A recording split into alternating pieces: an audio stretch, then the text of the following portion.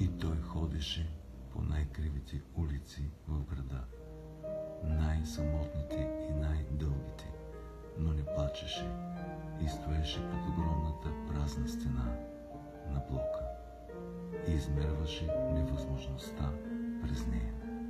Две котки минаваха наблизо. Кучетата бяха далече. Ходеше предимно в една църква по различно време на деня и я търсеше навсякъде.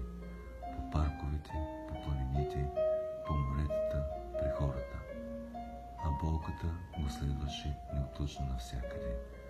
Винаги зад гърба му натрапчива, безшумна, безмилостна, без да пояснява защо го следваше.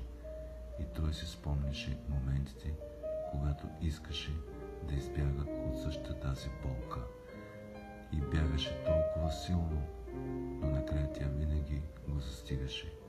Влакове, композиции, перони, мръсни, празни вагони, с един-двама пътници, празни, без светлинни села и полумрачни градове. Взираше се и пак се взираше в тъмнината, в сенките на доварите, в сенките на големи и малки дървета. Сякаш ще я зърне някъде. Копнежът по нея беше влязъл в реалността, беше станал част от нея.